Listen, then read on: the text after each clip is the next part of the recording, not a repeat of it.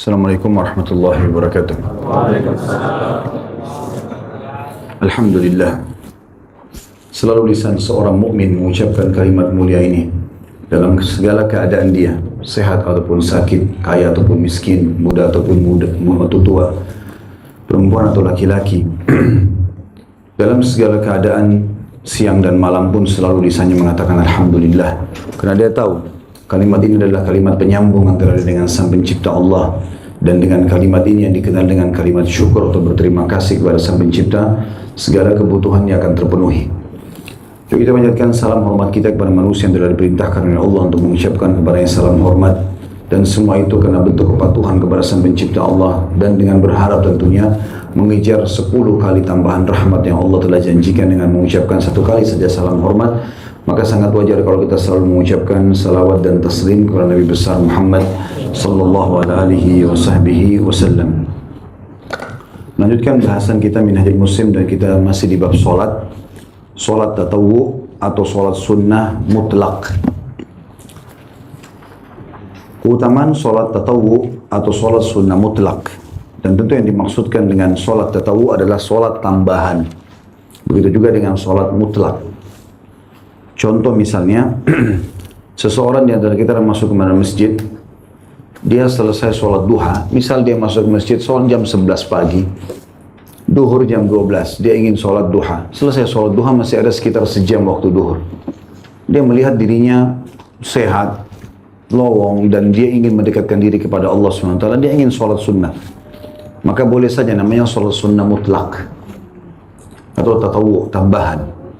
Dan ini dibolehkan. Disebutkan dalam sebuah riwayat kalau Nabi SAW setiap kali memiliki sesuatu yang dia ingin bahasakan atau sampaikan kepada Allah, maka beliau pun segera menuju ke sholat.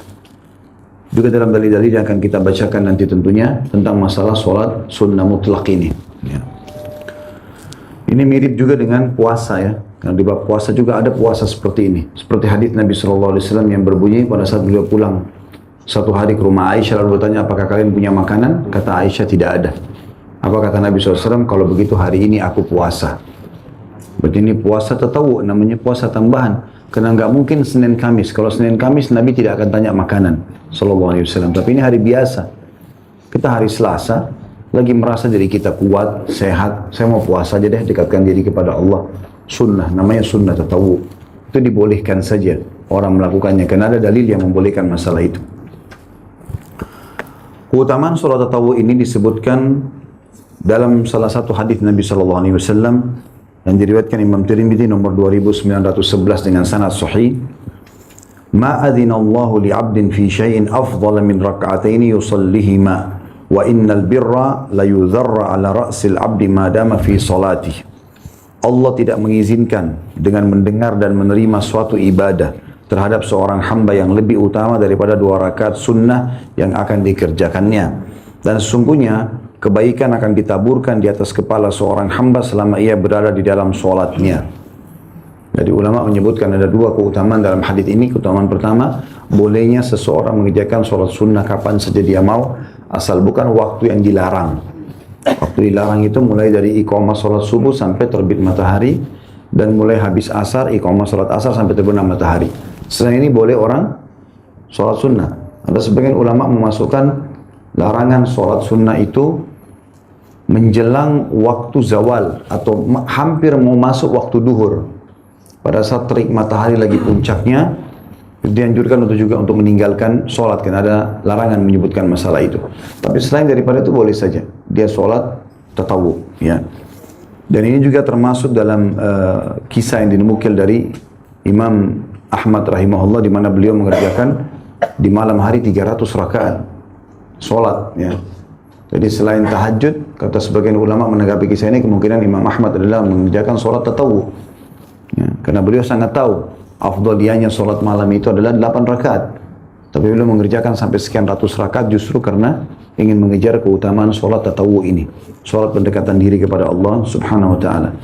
Yang kedua dari hadis ini adalah ditaburkan kebaikan di kepalanya. Maknanya apa ini?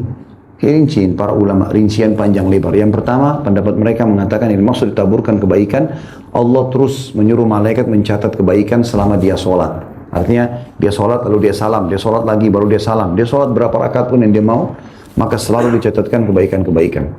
Makna yang kedua memang makna secara letter-let hadis ini, bahwasanya memang Allah akan meletakkan kebaikan-kebaikan di atas kepala seorang hamba. Baik itu ide-ide, baik itu pengangkatan permasalahan, apa saja di benak dia, itu Allah SWT berikan kebaikan-kebaikan. Ini makna lain daripada pendapat ulama. Tapi mudah-mudahan keduanya kita harapkan didapatkan dengan orang yang berusaha untuk mengerjakan sholat pendekatan diri kepada Allah ini.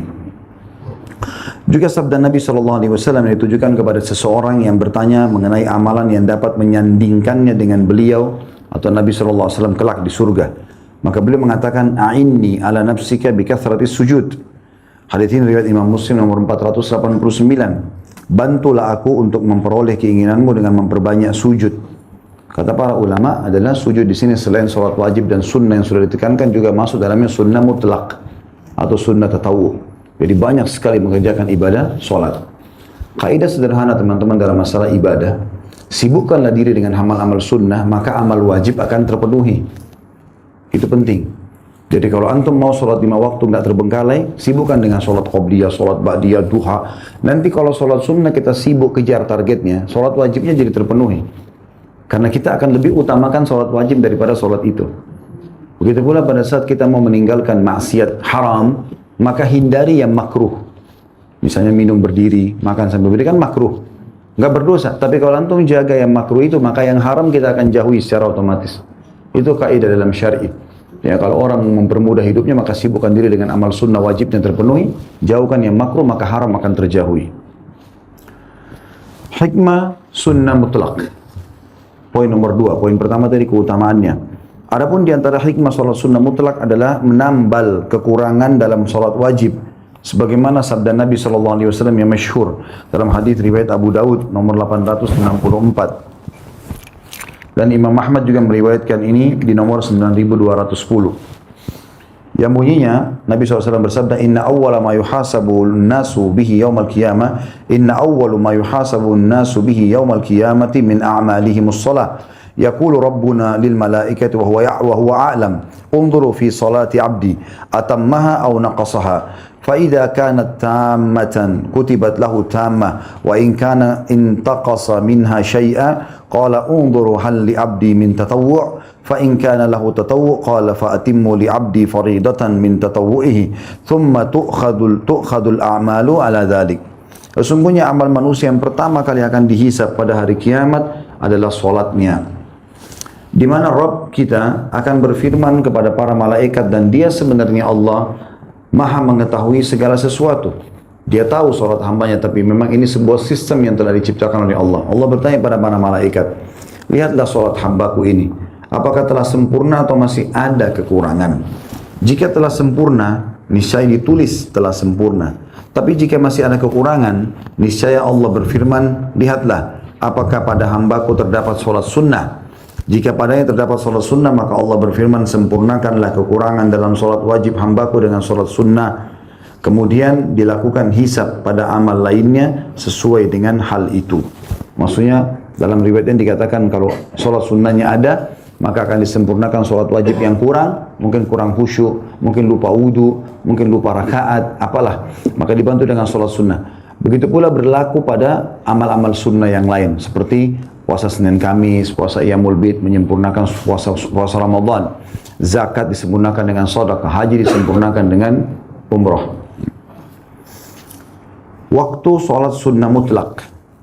Malam dan siang adalah waktu untuk mengerjakan sholat sunnah mutlak, selain 5 waktu yang tidak ada sholat sunnah di dalamnya, yaitu setelah terbit fajar hingga terbit matahari. Maksudnya iqamah sholat subuh. Nggak boleh lagi kita sholat sunnah di situ. Kalau masuk masjid, pas iqamah, kita belum sholat sunnatul fajr, nggak boleh kita kerjain. Kita langsung sholat wajib. Karena kata Nabi SAW, tidak ada lagi sholat sunnah dengan iqamah sholat wajib. Orang yang lagi sholat sunnah pun wajib batalin. Kalau misalnya dia tidak bisa selesaikan sampai iqamah selesai. Kemudian tidak boleh kehilangan saf pertama, nggak boleh kehilangan takbiratul ihram pertama imam. Yang kata ulama ini lebih afdal daripada sholat sunnah malah. Ya. Karena takbiratul ihram pertama imam pahalanya ada. Kata Nabi SAW, siapa yang tidak ketinggalan takbiratul ihram pertama imam 40 hari, subuh, duhur, asar, maghrib, isya, maka dijamin baginya selamat dari sifat kemunafikan. Jadi kalau sebenarnya perusahaan ingin memberikan pelatihan untuk pegawainya supaya dilatih tidak bohong, amanah segala macam, suruh 40 hari sholat di masjid, 5 waktu sholat di belakang imam. Imam Allah Akbar dan juga di belakang. Kalau dia bisa terapi itu 40 hari, dijamin baginya hilang sifat kemunafikan. Artinya tidak pernah bohong, nggak pernah ingkar janji, tidak pernah juga khianati amanah. Karena itu ciri orang munafik akan hilang dari dia. Teman-teman harus terapikan ini atau terapkan ini walaupun sekali seumur hidup. Jadwalin. Di saat antum tidak safar, harus on time. Belum azan sudah di masjid. Jangan kehilangan itu. 40 kali. 40 hari, imam Allah Akbar, kita Allah Akbar. Ada keutamaan sendiri. Ya. Termasuk banyak orang subhanallah masuk ke masjid, masih lama. Urus dulu, lepas dulu gulungan celananya lah, lepas dulu apalah, segala macam. Banyak lama. Imam ruku, imam sujud, dia nggak peduli. Ini rugi sekali. Kerugian. Walaupun kita tidak bisa mendapatkan rakaat itu karena lewat dari ruku. Misal kita masuk, Allahu Akbar, imam ruku. Kemudian dia sami Allah liman hamidah, baru kita sampai di saf.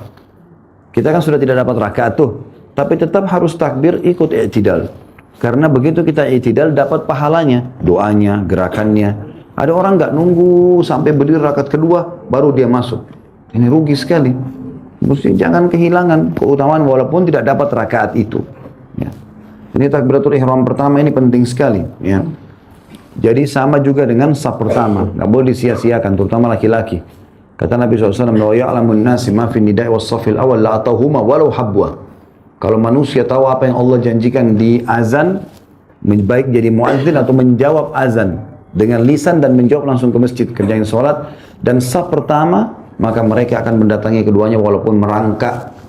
Dalam riwayat lain, kalau mereka tidak menemukan saf pertama dan azan, kecuali harus bersaing, maka mereka akan bersaing. Sebagian ulama salaf mengatakan, kalau seandainya aku bisa membayar seluruh harta yang aku miliki hanya untuk meminta orang yang di saf pertama mundur ke safku yang kedua dalam satu sholat, aku akan lakukan. Saking tahunya mereka besarnya keutamaan. Kita enggak, mari Pak, silakan Pak. Silakan. Dia enggak masuk. Gimana caranya silakan enggak masuk? Antum masuk dulu di saf pertama, baru persilakan orang. Gitu kan? Jangan kita di belakang baru silakan. Dia dapat ikan paus, kita dapat ikan teri. Ya. Harusnya kita dahulukan diri kita, baru kita ajak orang lain, tapi kita sudah di situ duluan. Itu baru boleh. Puasa dulu baru bilang, ayo puasa. Ini nggak puasa, puasa lah, segala macam. Dia sendiri nggak puasa. Gimana caranya? Jadi ini tidak boleh sholat. Ya. Sampai terbit matahari, dianjurkan untuk tidak mengerjakan. Berarti sholat mutlak nggak boleh juga di situ. Yang kedua, dari terbit matahari hingga matahari naik sekitar 1 tombak sepenggalan. Sebenarnya ini sama saja ya. Mulai awal cahaya matahari mulai agak terang sedikit, udah mulai agak terang sedikit masih samar, sampai jelas matahari itu. Ini karena masih dianggap masih waktu terlarang. Karena bolehnya orang sudah mulai sholat pada saat sudah terasa unta itu merasa teriknya matahari itu. Kita kalau berdiri kita rasain matahari itu ada. Kalau awal sekali terbit masih kuning, itu belum terasa teriknya kan. Kita berasa sejuk-sejuknya. Nah, kalau kita sudah merasa cahayanya sudah mulai terang, itu sudah terbuka waktu sholat. Sebenarnya poin 1, poin 2 boleh kita gabungin. Artinya dari azan iqamah sholat subuh sampai pastinya terbit matahari. Nah, ini terbit matahari dikenal dengan waktu syuruk. Ya, waktu terbit matahari. Yang ketiga, tengah hari hingga matahari tergelincir. Tergelincir ini tadi saya bilang, jadi jedahnya luar biasa pekah ini. Saya pernah belajar dari buku fikih Bidayatul Mujtahid sama beberapa dosen kami di Madinah dulu. Jadi ulama merincikan panjang lebar kapan waktu tergelincir yang dilarang ini. Maka khilaf di antara ulama apakah dia setengah jam sebelum duhur. Intinya kalau tombak kita tancapkan di tanah atau kalau kita berdiri, bayangan kita sudah tidak kelihatan. Biasanya kalau waktu pagi, kalau kita berdiri matahari ada bayangan. Kalau sore juga begitu. Kalau di siang hari itu kita berdiri nggak ada, karena matahari pas di tengah-tengah kita. Maka kita tidak ada bayangan. Ini namanya waktu itu sampai tergelincir, sampai mulai ada bayangan sedikit. Itu dilarang. Nah, pas tergelincir sedikit itu masuk waktu duhur. Jadi ini peka sekali, di waktu ini lebih baik tidak. Sebagian ulama mengatakan kecuali orang yang sudah terbiasa sholat duha dan dia betul-betul terlalaikan, maka boleh dia kerjakan di waktu itu. Yang keempat, sehabis waktu asar hingga sinar matahari berwarna kekuning-kuningan. Yang kelima, ketika sinar matahari berwarna kuning-kuningan hingga matahari terbenam. Jadi sebenarnya 4 sama 5 digabungin. Habis iqamah asar sampai terbenam matahari. Nggak boleh ada sholat. Gitu. Ya, artinya sampai terbenam matahari, sampai sudah kelihatan merah, awan merah, maka berarti itu sudah masuk waktu maghrib. Situ sudah boleh sholat. Tentu di sini yang dilarangin di waktu-waktu ini adalah sholat-sholat sunnah ya. Kalau sholat wajib nggak ada hubungannya. Jadi kalau kita terbangun misalnya, anggaplah subuh jam 4 sekian, kayak waktu kita sekarang, kemudian syuruknya misalnya jam 5 sekian. Kita bangun setengah 5. Di waktu yang dilarang sholat sunnah tadi. Tetap kita sholat subuh. Tapi nggak ada lagi sholat sunnah. Kita ketiduran, kebablasan, ada banjir, ada apa. Asar jam 3 sekian. Kita baru mampu sholat asar setengah 5. Nggak ada masalah. Tetap sholat walaupun itu waktu dilarang. Karena yang dilarang cuma sholat sunnah saja. Sholat wajib tetap dikerjakan. Ketentuan tersebut kata beliau berdasarkan sabda Rasulullah SAW ditujukan kepada Amr bin Abasyah yang bertanya kepada beliau mengenai waktu sholat. Seraya bersabda, "Sholli salat as-subhi thumma aqsur anis salati hatta tatlu' asy-syamsu tartafi' fa inna tatlu'u baina qarnay syaitanin wa hina idzin yasjudu laha al-kuffar thumma shalli fa inna salata mashhudatun mahduratun hatta yastaqilla adh-dhillu bir-ramh atau bir-rumhi thumma aqsir anis salati fa innahu hina idzin tusjaru jahannamu ay yuqad fa idza aqbala al-fay'u fa shalli fa inna as-salata mashhudatun mahduratun hatta tusalli al-'asr ثم اقصر عن الصلاة حتى تغرب الشمس فإنها تغرب بين قرني شيطان وحينئذ يسجد لها الكفار. Kerjakanlah sholat subuh, kemudian setelah itu tahanlah dirimu dari sholat hingga matahari terbit dan meninggi. Karena matahari itu terbit di antara dua tanduk syaitan, dan saat itu manusia, orang-orang kafir sedang bersujud kepadanya. Jadi iblis itu suka cari di mana terbit matahari, berpapasan dengan itu dia menonjolkan kepalanya karena iblis memiliki dua tanduk. Maka pengikutnya melihatnya seakan-akan dia mengeluarkan cahaya padahal menipu. Nah, itu sebagian pendapat ulama tentang makna hadis ini. Maka kemudian orang-orang untuk mengikutnya sujud, makanya kita dilarang sujud sunnah di situ. Kemudian sholatlah kamu setelah terbit matahari, karena sholat saat itu disaksikan atau serta dihadiri oleh para malaikat. Ya. Maksudnya dihadiri oleh malaikat ini adalah mereka akan datang dan menyaksikan dan mencatat perbuatan amal seorang muslim tadi. Hingga panjang bayangan sebuah tombak sama dengan panjang aslinya. Kayak tadi saya bilang, kita tancapin tombak atau kita berdiri, tidak ada bayangan lagi. Biasanya kalau siang hari kayak tadi waktu duhur itu, seperti itu, nggak ada bayangan. Karena matahari pas di atas kepala kita. Ini nggak boleh lagi sholat, kata beliau. Setelah itu, tahanlah dirimu dari sholat. Karena pada saat itu neraka jahanam sedang dinyalakan. Kemudian setelah panjang bayangan melebihi panjang aslinya, mulai ada bayangan sedikit, maka sholatlah kamu. Karena sholat pada saat itu disaksikan serta dihadiri oleh para malaikat hingga kamu sholat asar. Setelah itu tahanlah dirimu dari sholat hingga matahari terbenam. Karena matahari itu terbenam di antara dua tanduk syaitan. Ya. Itu ada penjelasan tentunya. Pada saat itu syaitan mendekatkan kepalanya kepada matahari sehingga seakan-akan kepala syaitan memikul matahari dengan tujuan menyesatkan para penyembah matahari. Dan pada saat itu orang-orang kafir sedang bersujud kepadanya. Hadis ini riwayat Imam Muslim nomor 832. Mengerjakan sholat sunnah mutlak sambil duduk. Begitu judulnya, poin nomor 4. Sholat sunnah boleh dilakukan sambil duduk, hanya saja pahala orang yang mengerjakannya sambil duduk setengah dari pahala orang yang mengerjakannya sambil berdiri. Hal itu berdasarkan sabda Nabi SAW, "Sholatul rajuli qa'idan nisfus sholah." Hadis ini riwayat Abu Dawud nomor 950, An-Nasai 1659. Pahala sholat yang dilakukan sambil duduk adalah setengah pahala orang yang sedang berdiri. Tapi boleh. Kita kalau sholat sunnah, qobliyah, ba'diyah, duha, sholat tahajud, tahiyat masjid, atau sholat mutlak sendiri, boleh saja seseorang itu sholat sambil duduk. Walaupun dia tidak sakit, tidak apa.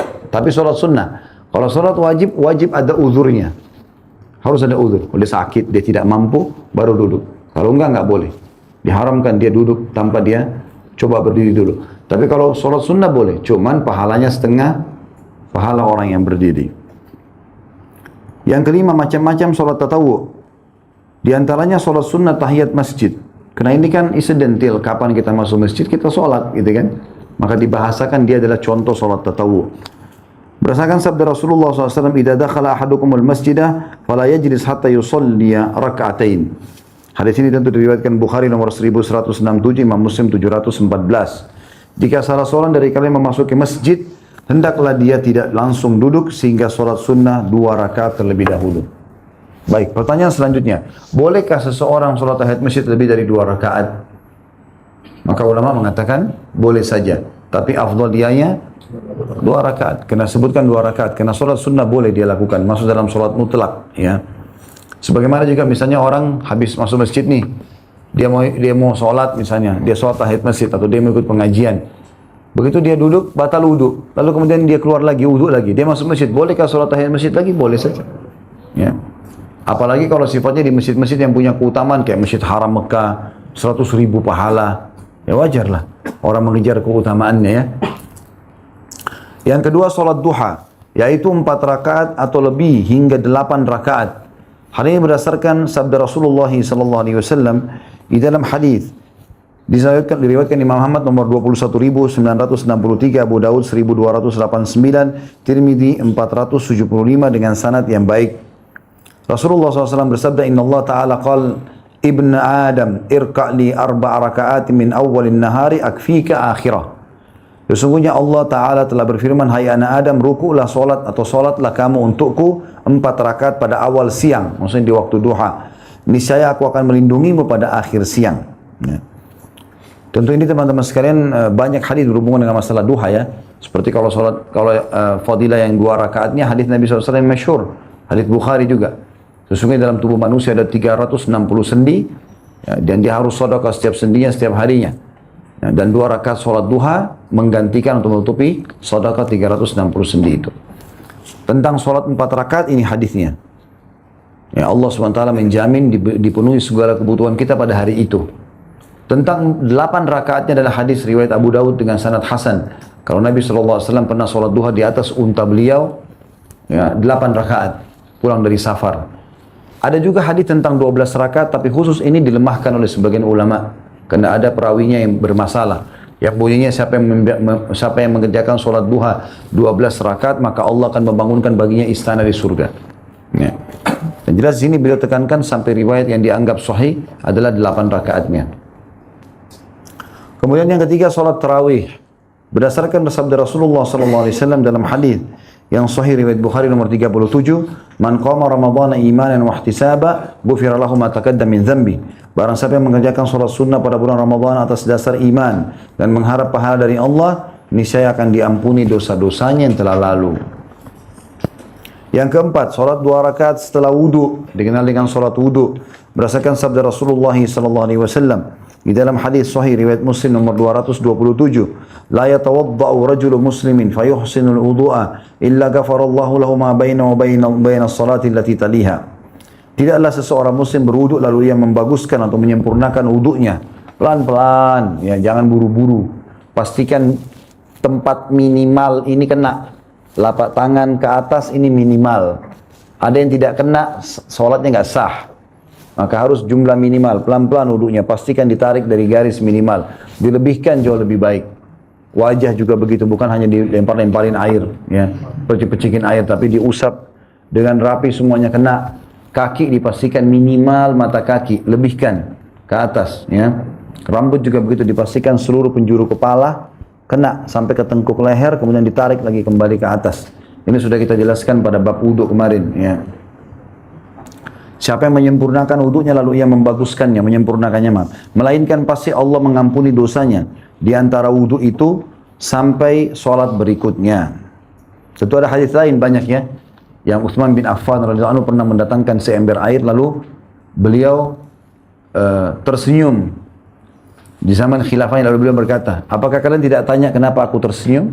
Kata para teman-temannya, "Tentu saja. Kenapa Amirul Mukminin Anda tersenyum?" Kata Utsman bin Affan radhiyallahu anhu, dulu di zaman Nabi SAW masih hidup, beliau lakukan seperti ini, persis. Beliau minta wadah air, kemudian beliau tersenyum. Lalu beliau bertanya kepada kami, "Tidakkah kalian nanyakan kenapa saya tersenyum?" Kami pun bertanya, "Kenapa ya Rasulullah?" Kata Nabi SAW, "Jibril datang kepada aku menyampaikan bahwasanya siapa yang berwuduk seperti wudukku ini, lalu beliau contohkan wuduknya, maka akan berjatuhan semua dosa-dosanya bersamaan dengan tetesan air terakhir. Kalau dia mengusap tangannya, maka jatuh dosa dari tangannya. Kalau dia mulut dan hidungnya, jatuh dosa dari mulut dan hidungnya. Kalau dia membasuh wajahnya, dari matanya. Kalau dia membasuh kepalanya, maka jatuh dari kepala, ya, kuping, dan seterusnya. Dan kalau kaki, maka jatuhlah semua dosa yang dari kakinya. Tapi saksi bahasan kita ada solat sunnah setelahnya. Dan kita sudah tahu juga hadis masyhur tentang keadaan Bilal radhiyallahu anhu. Yang waktu Nabi SAW memanggilnya setelah pulang dari Isra Mi'raj, "Hai Bilal, apa yang kau lakukan sampai telapak kakimu? Suara sendal, terompas sendalmu saya dengarkan di surga. Di hadapanku lagi berjalan." Kata Bilal, "Ya Rasulullah, saya tidak buat apa-apa kecuali setiap kali habis wudu, saya sholat sunnah, 2 rakaat. Yang kelima, sholat 2 rakaat di masjid sehabis bepergian. Setiap kali pulang safar, teman-teman turun di bandara, di terminal, stasiun, cari musola dulu. Ya, mampir sholat sunnah, niatnya memang itu, sholat pulang dari safar. Ya. Disebutkan hal itu sebagaimana dilakukan Rasulullah SAW. Ka'ab bin Malik radhiyallahu anhu berkata, "Kana idza qadima min safar, bada'a bil masjid faraka fihi rak'atain." Kebiasaan Rasulullah SAW apabila datang dari pepergian adalah beliau memulainya dengan sholat sunnah di masjid, lalu ruku, sholat 2 rakaat di dalamnya. Hadis ini riwayat Bukhari nomor 3088 dan Imam Muslim nomor 716. Yang keenam, 2 rakaat sholat taubat. Berdasarkan sabda Nabi SAW, "Ma min rajulin yudhnibu dhanban, thumma yakumu fayatatahhar, thumma yusalli raka'ataini, thumma yastaghfirullaha illa ghafarallahu lah." Tidak ada seseorang melakukan suatu perbuatan dosa, lalu ia berdiri dan bersuci atau berwudu, lalu sholat 2 rakaat, lalu memohon ampun kepada Allah, melainkan Allah mengampuni dosa-dosa yang telah diperbuatnya itu. Hadis ini riwayat Tirmidzi nomor 406 dan sanadnya hasan. Ya. Kata ulama ini diberikan nama dengan sholat taubat. Ya. Contoh, tidak semua taubat harus sholat, tapi kalau orang mau kerjakan ini, dosa apapun, ya, dia rasakan dirinya bahwasanya sering dia lakukan dosa, tidak sengaja tadi dia lihat haram, dengar yang haram di jalan, udah dia wudhu, dia sholat sunnah taubat, maka itu adalah hal yang baik. Karena dipastikan dibersihkan. Yang ketujuh, 2 rakaat sebelum maghrib. Berdasarkan sabda Nabi SAW, "Sallu qabdal maghrib, thumma qala fi thalitha liman sya'." Sholat sunnahlah kalian sebelum maghrib. Selanjutnya beliau bersabda pada kali ketiganya, "Barang siapa atau bagi orang yang menghendakinya." Hadis ini riwayat Bukhari nomor 7368. Jadi kalau ada masjid-masjid teman-teman habis azan maghrib langsung iqamah, ini melanggar sunnah. Ya, banyak begitu kan? Langsung iqamah. Ini hadisnya Bukhari, nomornya jelas. Nomor 7368. Kalau Nabi SAW suruh, sholatlah sebelum maghrib 3 kali. Sholatlah sebelum maghrib, sholatlah sebelum maghrib. 3 kali Nabi ingatkan. Kemudian terakhir baru Nabi mengatakan, bagi yang ingin melakukannya. Tapi kan sayang, kenapa harus buru-buru? Apalagi antara azan dan iqamah itu, waktu mustajab dan waktu sempit, berikan kesempatan jemaah malah datang untuk mengerjakan sholat, gitu kan? Kadang-kadang kita langsung iqamah buru-buru, sudah gitu sholatnya lagi inna ta'ina wal asr. Dan makin banyak jemaah yang masbuk akhirnya. Yang kedelapan, 2 rakaat sholat istikharah, dan istikharah artinya meminta petunjuk kepada Allah. Berdasarkan sabda Rasulullah SAW, "Idza hamma ahadukum bil amri falyarqa rak'ataini min ghairi fariḍah, thumma liyakul." Jika salah seorang dari kalian bersengaja untuk menjalankan satu urusan, ingin menjalankan satu urusan, apa saja, mau kerja atau enggak kerja, ya, buka usaha atau enggak, berteman atau enggak, menikah atau enggak, safar atau enggak, semuanya masuk dalam masalah ini. Jadi istikharah bukan hanya untuk menikah, bujang-bujang, ya, tapi untuk semua kegiatan, ya, apa saja. Bahkan dikatakan dalam sebuah hadis yang lain, para sahabat mengatakan Rasulullah SAW ajarkan kami istikharah sebagaimana kami diajarkan ayat-ayat Al-Quran. Jadi saking pentingnya. Kemudian dia membaca, ya, barang siapa yang sengaja punya permasalahan atau urusan yang dia harus kerjakan, hendaklah ia ruku 2 rakaat di luar sholat wajib, lalu dia membaca, "Allahumma inni astakhiruka bi'ilmika." Ini artinya, saya terjemahkan letterlet, ya. Ya Allah, aku memohon meminta pilihanmu dengan ilmumu. Allahumma inni astakhiruka bi'ilmika. Ya Allah, ilmumu yang aku jadikan sebagai pilihanku untuk dalam masalah ini. Wa astaqdiruka biqudratik. Dan aku memohon keputusanmu dengan kemahakuasaanmu. Wa as'aluka min fadlikal azim. Dan aku meminta atas karuniamu yang maha luas. Ya. Fa innaka taqdir wala aqdir. Sesungguhnya kamu mampu dan aku tidak mampu. Wa ta'lam wa la alam, dan engkau mengetahui dan aku tidak mengetahui. Wa anta 'allamul ghuyub, dan engkau zat yang maha mengetahui hal-hal yang gaib. Allahumma in kunta ta'lam, ya Allah kalau seandainya engkau mengetahui perkara ini, hadzal amr. Itu kalimat hadzal amr, teman-teman sekalian, sebaiknya di situ diganti dengan hajat kita. Kasih tanda kurung kalau yang pegang bukunya. Anna hadzal amr, itu disebutkan perkara urusan kita. Kayak misal pernikahan, pekerjaan, berteman, safar, gitu loh. Dan dalam istikharah ini tentunya boleh dibaca pada saat kita lagi sujud atau kita dibaca setelah salam. Pegang misalnya kalau tidak hafal, bisa difoto, bisa di HP, bisa dilihat di handphone sekarang, Masya Allah semua ada. Kita bisa lihat. Maka sambil dibaca, pas di kalimat anna hadzal amr, sebutin aja bahasa Indonesia. Pernikahan saya sama fulan, pekerjaan saya di tempat ini, safar saya pindah ke kota itu, dan seterusnya. Lalu kita lanjutkan lagi, khairun li, baik untukku, fi dini, di dalam agamaku, wa ma'ashi, dan kehidupan duniaku, wa akibatu amri, wa akibati amri, dan perkara akhiratku nanti. Ini nanti bawa saya ke surga enggak? Gitu. Faqdurhuli, takdirkanlah untukku. Wa yassirhuli, dan mudahkan untukku. Thumma barik li fi, dan berkahilah aku padanya. Makna berkah, semoga aku selalu merasa cukup dengannya. Ya, itu maknanya. Dan ulama mengatakan dari potongan doa ini, berarti istikharah adalah jalan pintas doa. Kalau teman-teman mau segera diterima sama Allah, begitu. Ya, istikharahkan kepada Allah SWT. Karena permintaan ini luar biasa. Takdirkan untuk aku, mudahkan untuk aku, dan berkahi untuk aku. Semuanya jadi baik.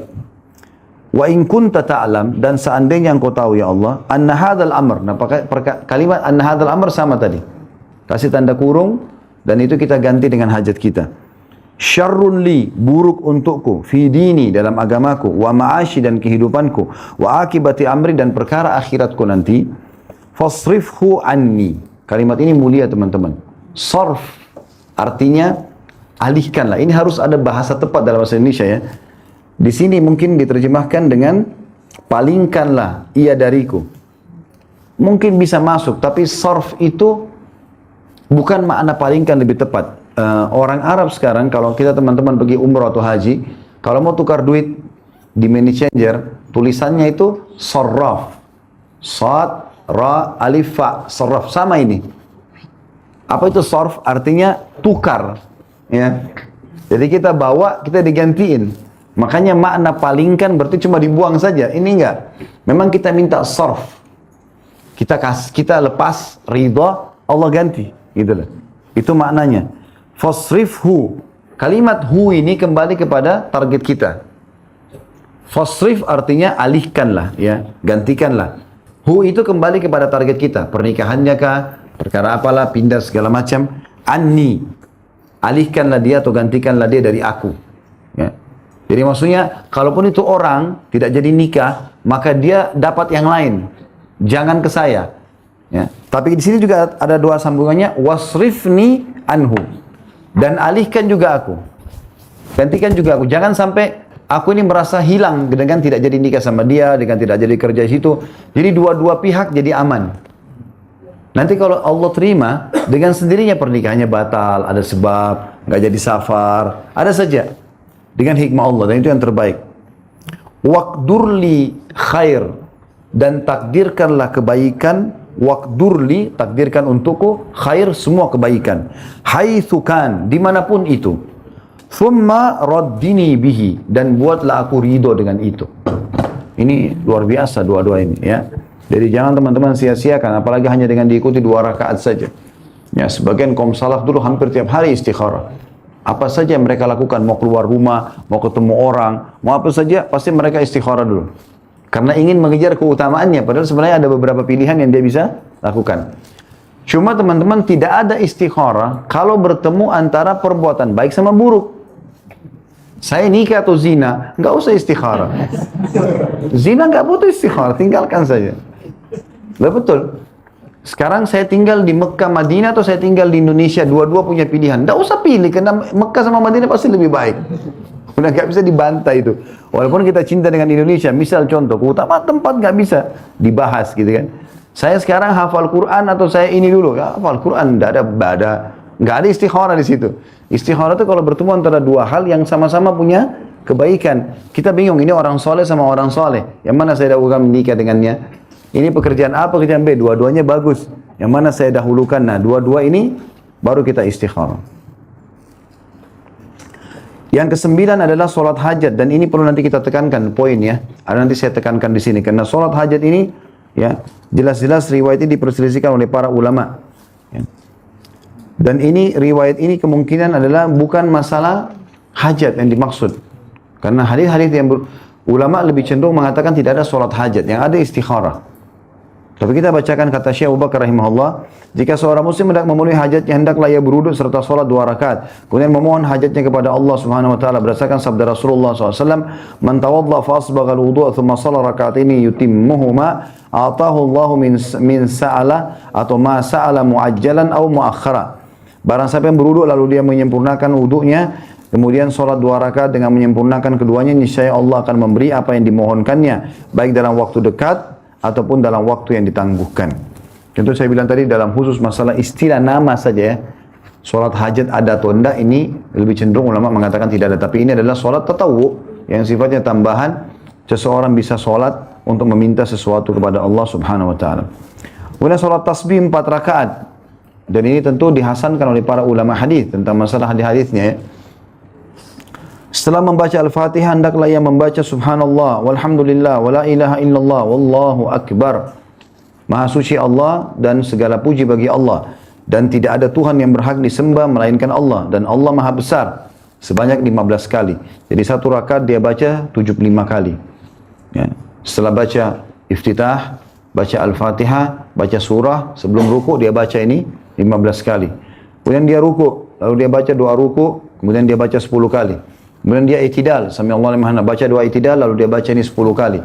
Berarti kalau kita hitung tadi, 15 yang pertama, habis surah, tambah ruku 10 kali, tambah itidal 10 kali, sudah berapa?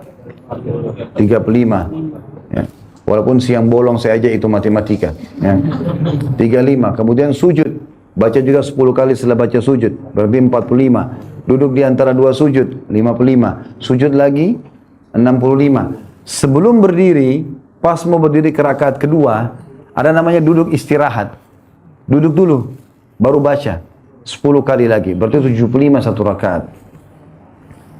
Ini sesuai dengan hadis Abbas radhiyallahu anhuma, ini paman Nabi sallallahu alaihi wasallam. Di mana pada saat itu tentu hadis ini diriwayatkan Abu Daud nomor 1297 dan disahihkan oleh sebagian ulama termasuk Syekh Albani menghasankan hadis ini. Tentang masalah sholat ini, kata Nabi SAW kepada Abbas, hai Abbas, kerjakanlah setiap hari sekali. Kalau kau tidak mampu, maka sepekan sekali. Kalau kau tidak mampu, sebulan sekali. Kalau kau tidak mampu, setahun sekali. Kalau kau tidak mampu, sekali seumur hidupmu. Artinya minimal sekali kerjakan. Gitu kan? Maka Nabi SAW ajarkan caranya ini. Lalu beliau bersabda, setelah mengajarkan ini, ya Abbas, ya Amma, ala utik, wahai pamanku, maukah engkau aku beritahukan sesuatu yang sangat penting? Lalu disebutkan hadis tadi, sampai Nabi SAW mengatakan, ini istata'ata an tusalliyaha fi kulli yawmin marra fafa'al, fa in lam tastati' fa fi kulli jum'atin marra, fa in lam taf'al fa fi kulli sanatin marra, fa in lam taf'al fa fi umurika marra. Jika engkau mampu melakukannya 1 kali setiap hari, maka lakukanlah. Jika engkau tidak mampu, maka lakukan sekali dalam setiap Jumat. Jika engkau tidak mampu, maka lakukanlah sekali setahun. Jika engkau tidak mampu, maka lakukan sekali seumur hidupmu. Nah, ini sunnahnya 4 rakaat disebutkan dalam hadis ini tentunya ya. Nabi SAW menyuruh pamannya Abbas untuk mengerjakannya 4 rakaat. Dan seperti sholat biasa. Kalau 2 rakaat, maka seperti sholat sunnah biasa 2 rakaat salam. Kalau 4 rakaat langsung, mirip dengan tahajud. Jadi tanpa tahiyat pertama. Langsung saja berdiri semua rakaat keempat baru salam. Kemudian sunnah Nabi SAW juga sujud syukur. Sebagian ulama masukkan dalam masalah tatawu, ini tambahan. Jika seorang muslim mendapatkan suatu nikmat, misalnya memperoleh sesuatu yang diinginkan atau terhindar dari musibah, bisa dia dapat targetnya atau malah dia tidak jadi kena musibah, hendaklah ia bersujud kepada Allah Subhanahu wa taala sebagai ungkapan rasa syukur atas karunia nikmatnya. Karena ketika Rasulullah SAW mendapatkan sesuatu yang membahagiakannya, atau menyenangkannya, maka beliau bersujud sebagai ungkapan rasa syukur kepada Allah Subhanahu wa taala. Karena itu saat Jibril datang kepadanya dan berkata, "Man shalla 'alaika salatan sallallahu alaihi biha asyara." Barang siapa yang membacakan salawat kepadamu 1 kali, maka niscaya Allah akan membacakan salawat atau mencurahkan rahmatnya kepadanya 10 kali. Maka beliau sujud kepada Allah sebagai ungkapan rasa syukur kepada Allah Subhanahu wa taala. Hadis ini riwayat Ahmad nomor 1667.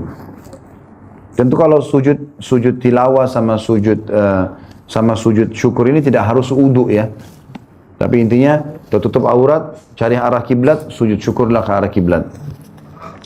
Yang ke-12, sujud tilawah disunnahkan berdasarkan sabda Rasulullah SAW di dalam hadis yang sahih riwayat Imam Muslim nomor 81, "Idza qara ibnu Adam as-sajdata, i'tazala asy-syaitanu yabki yaqul, ya wailah, umira bis-sujudi fasajada falahul jannah wa umirtu bis-sujudi fa asaitu faliyan nar."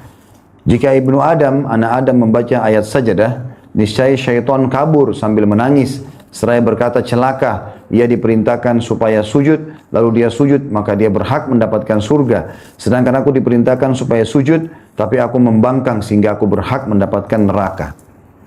Ketika seorang muslim membaca salah satu ayat sajadah atau mendengarkannya dari bacaan seseorang, maka disunnahkan kepadanya bersujud 1 kali sambil membaca takbir ketika menunduk sujud dan saat bangkit darinya. Dan dalam sujud dia membaca sajada wajhi lilladzi khalaqahu wa sawwarah wa syaqqa sam'ahu wa basarah bihaulihi wa quwwati fatabarakallahu ahsanul khaliqin.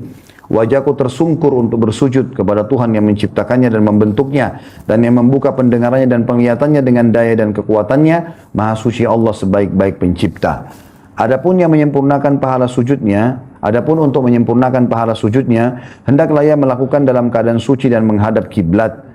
Adapun ayat-ayat Al-Quran yang memerintahkan supaya sujud telah diketahui dalam lembaran-lembaran Al-Quran yang seluruhnya ada 15 tempat. Berdasarkan keterangan yang diturunkan oleh Abdullah bin Amr bin As radhiyallahu anhuma, anna Nabiya sallallahu alaihi wasallam qara'a 15 sajdatan fil Quran, minha 3 fil mufassali wa fil hajji sajdatan. Bahwasanya Nabi SAW pernah membaca 15 ayat sajadah yang terdapat dalam Al-Quran. Di antaranya 3 ayat dalam Al-Mufassal, surah-surah pendek, dan 2 ayat berada dalam surah Al-Hajj. Hadis ini riwayat Abu Daud nomor 1401. Jadi teman-teman bisa dapatkan ini ya, setiap saat bisa diketik di Google 15 ayat sajadah. Atau kalau sekarang Al-Quran alhamdulillah sudah sangat mudah, karena sajadahnya biasanya dikasih merah, digaris bawahi, gitu kan. Pokoknya begitu mendengar kalimat sujud, sujud langsung. Ini termasuk juga saya lihat subhanallah jarang imam kita lakukan nih. Saya berapa kali sholat di masjid, begitu lewat ayat sujud, saya sujud, semuanya tetap berdiri. Saya pikir imamnya sudah sujud gitu. Nyata enggak gitu kan. Dia malah ruku. Saya dengar sami Allah liman hamidah. Padahal sunnahnya kalau ayat sujud, sujud. Nanti dia bangun dilanjutin 1-2 ayat baru dia ruku. Itu sunnah Nabi SAW. Tapi sayang banyak imam malah tidak lakukan. Bahkan pernah saya temukan masjid imamnya hafid Quran. Sayang dia nggak lakukan. Sebenarnya tidak berdosa ya, tapi sayang kenapa nggak dilakukan? Pahalanya besar. Juga dari satu sisi doa yang tadi dikatakan in sajada wajhil ladzi khalaqa wa sawwara, ini adalah salah satu doa sujud. Karena doa sujud ada 6 macam. Ada subhana rabbil azim, ada subhana rabbil ala, maha suci Tuhanku yang maha tinggi. Ada subhana rabbil ala wa bihamdi, maha suci Tuhanku yang maha tinggi dan segala puji baginya. Ada subuhun, maha suci, kudusun, maha mulia, rabbul malaikati war ruh, Tuhannya malaikat dan Jibril. Ada subhanallahi dzil jabarut, maha suci Allah yang memiliki keperkasaan, subhanallahi dzil jabarut wal malakut, dan kerajaan, wal kibriya dan kesombongan, wal azama dan kemahaagungan. Wa subhanakallahumma bihamdika Allahumma ighfirli, maha suci Allah Tuhanku ya, subhanakallahumma bihamdika Allahumma ighfirli, maha suci engkau ya Allah, aku memujimu dan ampunilah dosa-dosaku. Kemudian yang terakhir ini ya, sajada wajhi alladzi khalaqa wa sawwara, telah sujud wajahku kepada zat yang telah membentuknya ya, dan mengukirnya lah ya. Ya, di sini sama, di sini wasawwarahu wa syaqqa sam'ahu basara, dan yang telah membuat lubangan kuping ini lubang dan sobekan mata. Ini namanya syaqqa. Jadi itu kuasa Allah. Allah membuka sedikit kuping kita supaya kita bisa mendengar. Allah membuat sobekan di kelopak mata supaya bisa melihat. Itu sebuah hal yang detail sekali. Kita mengatakan wa syaqqa sam'ahu wa basar, dan dia telah membuka lubangnya kuping dan juga membelah mata. Bihaulihi wa quwwatihi, dengan daya dan kekuatannya. Fatabarakallah ahsanul khaliqin, maha berkah Allah, zat yang maha atau sebaik-baik pencipta. Sebagian ulama mengatakan khusus masalah sujud tilawah sama sujud syukur boleh beberapa hukumnya. Yang pertama, boleh dikerjakan dalam keadaan apapun. Misal kita lagi di mobil, kita lagi di motor. Ada orang mungkin ulangin hafalannya, lalu dia baca ayat tentang sujud. Dia sujud dalam keadaan dia saja, walaupun dengan isyarat mata. Ya. Dia pokoknya sujud dalam segala keadaan. Atau dia lagi di mobil, dia dengarin tilawah Al-Quran. Ya. Atau ada seorang ustaz ceramah menjelaskan masalah sujud tilawah. Kemudian dia bacain ayatnya, contoh. Tadi kita tidak bacain ayatnya. Kalau di sini antum kerepotan sujud semua nih. Ya. Tapi misalnya dia baca, kemudian kita ada kesempatan, boleh kita sujud dalam keadaan apa saja. Boleh sujud di atas kuda, di atas mobil, kereta, pesawat, segala macam. Berarti sujud syukur dan sujud tilawah boleh dalam keadaan apa saja, di mana saja, selama tempat itu bukan tempat yang dilarang. Ya, kayak tempat-tempat najis tentunya tidak boleh, gitu kan? Dia tinggal berusaha sujud. Kalau sujud lagi sholat duduk, kalau kita takbir Allahu Akbar, kalau kita ruku kan kita rukunya sedikit saja. Kalau sujud kan kita lebih turun ke bawah. Maka itu yang kita lakukan. Kita sujud dengan sedikit menurunkan, mengunggungkan punggung kita. Seperti kalau kita sholat di kursi kereta, di bus, di pesawat kan sama. Ruku sedikit, kemudian sujud lebih dalam lagi, maka sujud yang kita lakukan. Ini pertama yang bisa ditambahkan dalam hukum masalah sujud syukur dan sujud tilawah. Kemudian yang kedua, tidak harus dalam keadaan suci. Karena boleh orang tidak berwudu, gitu kan. Jadi wanita haid, wanita nifas boleh sujud syukur, boleh sujud tilawah. Ini pendapat sebagian ulama, karena dianggap dia tidak harus dalam keadaan suci, gitu kan. Sebagaimana juga kita tahu sa'i dalam jalan antara Safa dan Marwah, dia boleh dalam keadaan tidak suci. Ya. Subhanallah, pernah ada satu waktu saya lagi bimbing travel umrah, ada satu travel lain rupanya tanya sama jemaah itu, jemaah yang ikut sama saya. Dia kebetulan tawaf, masih ada uduknya, ibu-ibu. Selesai dia tawaf, pas dia ke sa'i, begitu masuk tempat sa'i, netes darah haidnya. Lanjutin umrahnya atau enggak, gitu. Waktu saya ditanya, saya bilang, baik, saya tanyakan kepada masyayikh. Saya telepon kepada salah orang syekh ulama di Madinah, saya tanya hukumnya, kata beliau, enggak ada masalah, lanjutin sa'inya. Kecuali kalau netes pada saat tawaf, nah itu enggak boleh. Karena tawaf wajib dalam keadaan suci, kalau sa'i tidak. Jadi pada saat kita lagi tawaf nggak boleh keluarin angin misalnya. Kalau keluarin angin berarti kita harus wudu lagi. Tapi kalau sa'i, maka itu tidak masalah. Lanjutin saja sa'inya. Seperti itulah kurang lebih gambarannya. Ini diantara hukumnya. Kemudian juga yang ketiga yang berhubungan dengan masalah ini, baik dia baca sendiri atau dia dengar orang lain sama hukum. Sama hukumnya. Ya. Kemudian yang keempat, kalau dia tidak menghafal doa tadi, dia boleh membaca doa sujud apa saja. Karena tadi doa sujud itu adalah doa salah satu dari doa sujud. Berarti kalau dia tidak hafal yang tadi, dia boleh baca subhan rabbi ala, dia boleh baca yang lain, ya. Dan sunnahnya dia sujud selama dia kalau sujud sholat. Misalnya kita lagi sholat nih, kita tadinya sujud misal 1 menit, ya, sholat. Maka pada saat sujud tilawahnya begitu juga.